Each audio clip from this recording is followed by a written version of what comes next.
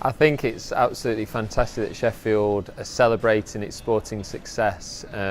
It's been an absolute privilege for me to be based, lived, brought up in Sheffield throughout my life, throughout my career, and we've always sort of celebrated our sporting stars in various ways. You know, they have the stars outside the town hall, for example. You know, the facilities, the training, everything else. But this way is a great way to do it, because I don't think there's many cities in the world that have the success that Sheffield have, and we're very proud of our own.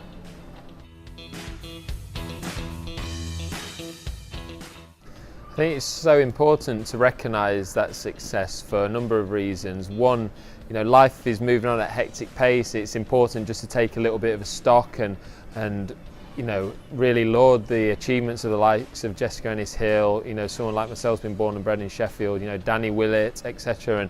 And also, it's a fantastic opportunity to sort of showcase the stars of the future and inspire people not only to take up sport, but also to sort of be inspired by those, you know, rub shoulders with them, and, you know, get local businesses involved in that journey too, and make everyone feel part of that journey and sort of that one city feel. So it's a fantastic opportunity for all those things to happen.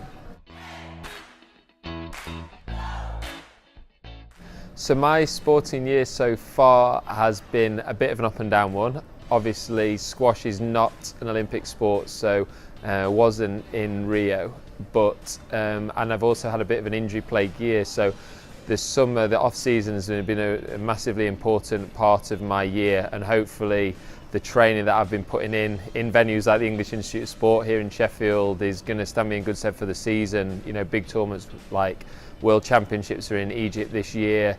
We've got a Worlds in Manchester next year, a home World. So I'm hopeful that sort of the fifth game of my career that I've got a few more titles and can challenge for a few more titles yet.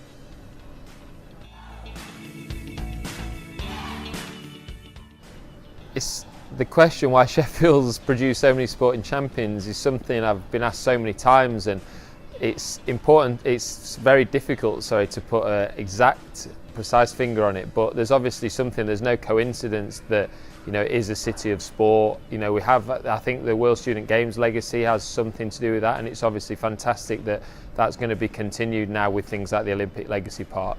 But we've always had just that amazing sort of facilities, coaches, which are important, and we're a big city and sport in schools, which is ultimately how a lot of us got into sport in the first place, and then you carry it through to elite level. There's a pathway clear in Sheffield, and maybe it has something to do with the stubborn Yorkshireman in all of us as well. So you know, maybe a combination of all those factors.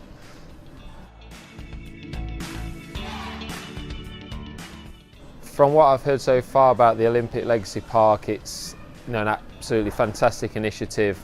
It's already an area of Sheffield which is sort of synonymous with sport. You know, there was a big, it was big news about Don Valley Stadium, but it's fantastic that area is being used now again for sport, but also there's more of a community feel for it. You know, a lot of the facilities there are going to be not just for professional teams, but also used sort of more day in, day out by that community, and it's going to be a space for sport, including where I already train here at the EIS. So you know, I'm looking forward to seeing more future generations of Sheffield sporting stars coming out of that.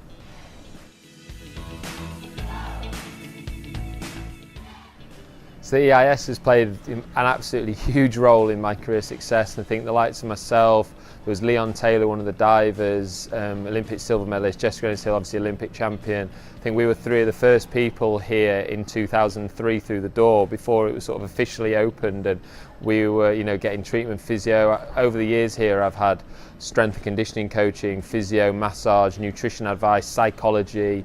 The list goes on. You know, pounding some miles on the track out here, some sprints and horrible sessions, and this is where sort of the hard yards are shed and the things you see sort of on the field of play are the easy bits really. The venues like this are why you sort of get to where you are.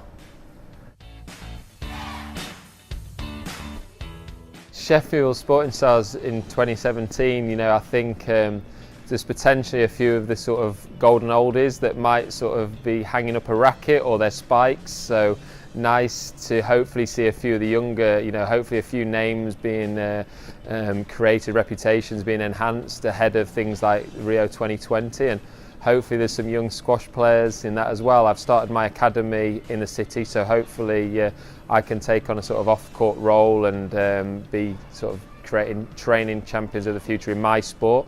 But across sport, there's one thing for sure: Sheffield will produce champions. We just might not have heard of them yet.